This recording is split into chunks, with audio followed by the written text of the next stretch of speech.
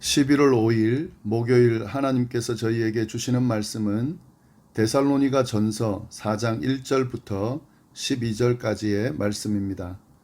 하나님의 말씀을 읽도록 하겠습니다. 그러므로 형제들아, 우리가 끝으로 주 예수 안에서 너희에게 구하고 권면하노니 너희가 마땅히 어떻게 행하며 하나님을 기쁘시게 할 수 있는지를 우리에게 배웠으니 곧 너희가 행하는 바라 더욱 많이 힘쓰라. 우리 주 예수로 말미암아 너희에게 무슨 명령으로 준 것을 너희가 아느니라. 하나님의 뜻은 이것이니 너희의 거룩함이라. 곧 음란을 버리고 각각 거룩함과 존귀함으로 자기의 아내 대할 줄을 알고 하나님을 모르는 이방인과 같이 세욕을 따르지 말고 이 일에 분수를 넘어서 형제를 해하지 말라. 이는 우리가 너희에게 미리 말하고 증언한 것과 같이 이 모든 일에 주께서 신원하여 주심이라. 하나님이 우리를 부르심은 부정하게 하심이 아니요 거룩하게 하심이니 그러므로 저버리는 자는 사람을 저버림이 아니요 너희에게 그의 성령을 주신 하나님을 저버림이니라. 형제 사랑에 관하여는 너희에게 쓸 것이 없음은 너희들 자신이 하나님의 가르치심을 받아 서로 사랑함이라. 너희가 온 마게도냐 모든 형제에 대하여 과연 이것을 행하도다. 형제들아, 고나노니 더욱 그렇게 행하고 또 너희에게 명한 것과 같이 조용히 자기 일을 하고 너희 손으로 일하기를 힘쓰라. 이는 외인에 대하여 단정히 행하고 또한 아무 궁핍함이 없게 하려 함이라. 아멘. 사도 바울은 지금까지 1장부터 3장까지를 말하죠. 지금까지 데살로니가 성도들의 믿음을 칭찬하고 격려하면서 그들을 향한 자신의 마음이 어떠했는지를 또 어떤 사역을 했는지를 설명해 주었습니다. 그리고 그들을 향한 기도의 내용도 표현했습니다. 이제 4장부터는 데살로니가 성도들을 향해 교훈하고 훈계하는 내용을 기록하고 있습니다. 특히 하나님을 그들이 기쁘시게 하기 위해서 어떻게 살아야 하는지 그에 대한 구체적인 지침을 주고 있습니다. 1절을 보시면은요. 그러므로 형제들아, 우리가 끝으로 주 예수 안에서 너희에게 구하고 권면하노니 너희가 마땅히 어떻게 행하며 하나님을 기쁘시게 할 수 있는지를 우리에게 배웠으니 곧 너희가 행하는 바라 더욱 많이 힘쓰라. 사도 바울은 주 예수 안에서 이 데살로니가 성도들을 구하고 권면한다라고 말하면서요. 하나님을 기쁘시게 할 수 있는지, 어떻게 하나님을 기쁘시게 할 수 있는지에 대해서 이야기해 주고 있습니다. 그런데 이 내용은 이미 알려준 내용입니다. 사도 바울이 데살로니가에 머물 때에 가르쳐 주었던 내용이고 또 디모데를 보내서 디모데를 통해서 가르쳐 주었던 그런 내용인데요. 이런 내용, 어떻게 하나님을 기쁘시게 할 수 있는지에 대해서 이미 배웠고 이 데살로니가 성도들이 행하고 있다라고 그렇게 말하면서요. 그것을 더욱 많이 힘쓰라고 강조하고 있습니다. 그 내용이 이어서 나오는데요. 이것은 데살로니가 성도들이 몰라서 하는 이야기가 아니고 이미 가르쳐 주었던 내용을 반복하면서 강조하고 있는 부분이고 또 데살로니가 성도들이 잘 하고 있는 부분을 더 잘할 수 있도록 권면하는 그런 부분이다 하는 사실 좀 기억하시면서요.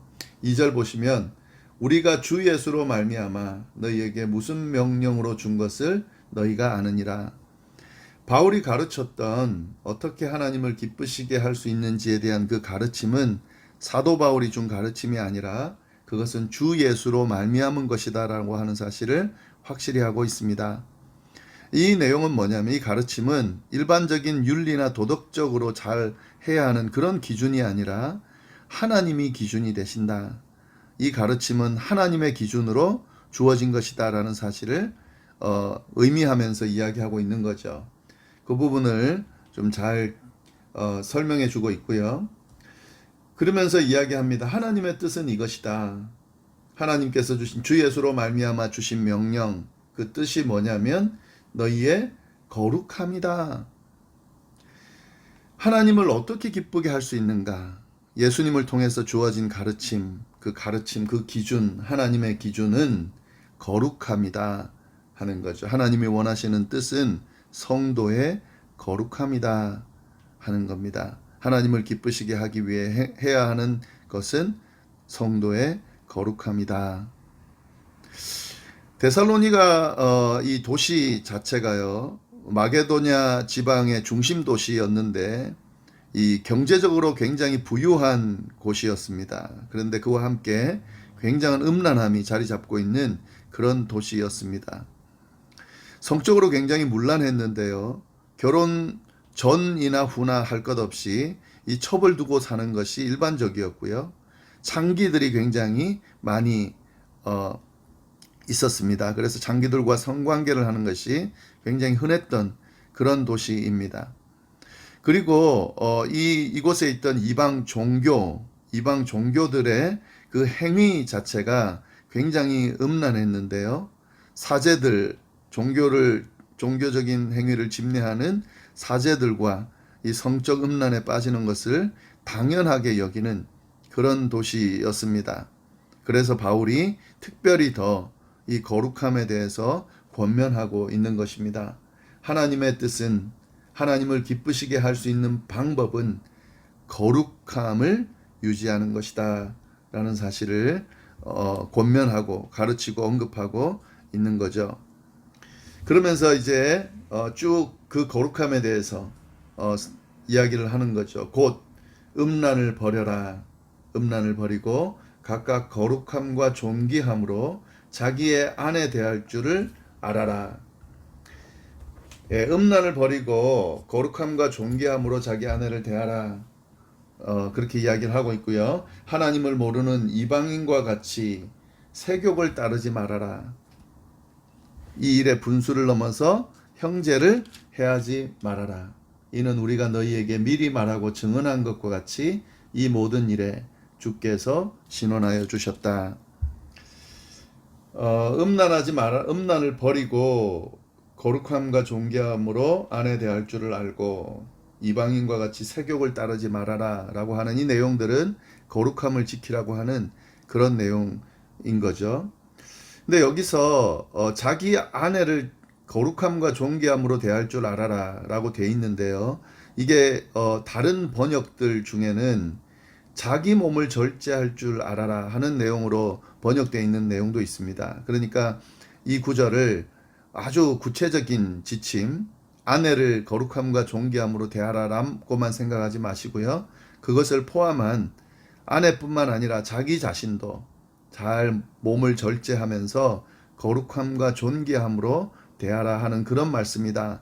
이렇게 좀 더 넓게 이해해 주시면 더 좋겠습니다. 거룩함을 지키는 것, 그것이 바로 성도의 본분이고요. 하나님을 기쁘시게 하는 방법이다라는 말씀을 사도 바울이 지금 데살로니가 성도들에게 전해주고 있습니다. 이 부분을 7절, 8절에 더 설명해 주고 있는데요. 하나님이 우리를 부르심은 부정하게 하심이 아니요 거룩하게 하심이다. 하나님께서 우리를 성도로 불러주신 것은 부정하게 하심이 아니요 거룩하게 하십니다. 이것이 목적이다 하는 거죠. 그러므로 이 하나님께서 부르신 거룩함을 위해서 부르신 이 부르심을 저버리는 사람은 사람을 저버리는 것이 아니라 너희에게 그의 성령을 주신 하나님을 저버립니다. 거룩하게 살지 않는 사람, 부정하게 사는 사람은 이 부정한 모습 자체가 결국 하나님을 저버리는 행위다라는 사실을 이야기해 주고 있습니다. 하나님께서 거룩함에 대해서 얼마나 중요하게 생각하시는지, 또 성도가 거룩함을 유지하며 사는 것이 얼마나 중요한지 그런 의미들이 잘 드러나 있습니다. 네, 그리고 9절부터 12절을 보시면은요, 바울은 거룩함을 추구하라고 데살로니가 성도들에게 이야기하면서요, 그리고 이어서 형제 사랑에 대해서도 권면해 주고 있습니다. 거룩함을 유지하고 형제 사랑을 잘 하라는 그런 권면의 내용이 이제 나오는데요. 근데 이 내용을 보면은요. 9절 보시면 형제 사랑에 관하여는 너희에게 쓸 것이 없음은 너희들 자신이 하나님의 가르침을 받아 서로 사랑합니다. 거룩함에 대해서는 여러 가지 설명을 하면서 강하게 이야기를 했습니다. 아마도 이 부분에 대해서는 데살로니가 성도들이 잘하고 있지 못했거나 또 이 부분에 대해서 굉장히 위험한 상황에 노출되어 있던 것 같은데요. 그 부분에 대해서는 강하게 이야기를 하면서 형제 사랑과 관련되는 내용, 이 내용에 대해서는 이미 쓸 것이 없다 이렇게 이야기를 합니다. 왜냐하면은 이 데살로니가 교회 성도들이 이 형제 사랑에 대해서는 잘하고 있었거든요. 이것이 소문이 났습니다. 그래서 바울에게 이 부분은 참 잘하고 있다는 소문이 들렸던 것 같은데요. 그래서 너희에게 이 부분에 대해서 쓸 것이 없다. 왜냐하면은 너희들 자신이 하나님의 가르침을 받아 서로 사랑하고 있기 때문이다. 네, 이렇게 이야기를 합니다. 10절 보면은 너희가 온 마게도냐 모든 형제에 대하여 과연 이것을 행하도다. 자기네 교회 성도들뿐만 아니라 마게도냐 지역에 있는 사람들에게까지 이런 형제 사랑에 대한 모습을 보여주고 있다 하는 거죠. 이게 모범이 되는 모습인 거죠. 그러면 이제 그런 이야기를 하면서요. 형제들아 권하노니 더욱 그렇게 행하라. 예, 잘하고 있다는 거 알고 있다. 그래서 너희에게 쓸 것이 없다. 더 이상 지금 하고 있는 거를 더 잘해라. 형제를 서로 사랑하고 세워주는 이 일을 더 해라. 그래서 계속 본이 되는 모습을 계속해서 보여줘라. 이렇게 권면하고 있는 겁니다. 네, 그리고 마지막으로 11절, 12절 또 다른 권면인데요. 너희에게 명한 것 같이 이미 가르쳐 준 거지만 조용히 자기 일을 하고 너희 손으로 일하기를 힘쓰라. 이는 외인에 대하여 단정히 행하고 또한 아무 궁핍함이 없게 하려 함이다. 네, 이 말씀은 어떤 말씀일까요? 조용히 자기 일을 하고 너희 손으로 일하기를 힘쓰라. 이 부분은 두 가지 의미로 볼 수가 있습니다. 하나는 이 서로에게 부담을 주지 않게 자기 일을 열심히 해서 자기가 일한 것으로 그렇게 사용하고 살 수 있도록 그렇게 행해라 하는 그런 의미인 겁니다. 누구에게 의지하지 말고 누구에게 부담 주지 않는 그런 모습으로 살아라 하는 그런 의미가 있고요. 또 한 가지 더는 이 지금 당시 성도들에게 아주 중요하게 주어진 가르침 뭐냐면은요. 주님의 재림에 대한 소식입니다. 그래서 주님의 재림을 기대하고 기다리면서 그렇게 신앙생활을 하는 그런 가르침이 주어졌는데요. 이 주님의 재림을 기다릴 때 나타나는 모습들이 있습니다. 주님의 재림을 곧 주님이 오실 거기 때문에 곧 심판이 있을 거기 때문에 자신의 일을 팽개치고 그냥 주님만 기다리는 그런 모습으로 주님의 재림을 이해하는 사람들이 있었다 하는 거죠. 자기가 해야 될 일도 다 팽개치고 지금 주님이 오실 거기 때문에 그것만 기다리는 교회든 어디든 거기 모여가지고 그것만 기다리는 그런 사람들의 모습이 있었다 하는 거죠. 근데 이것은 진정한 주님의 재림을 기다리는 성도의 자세가 아니다 하는 거죠.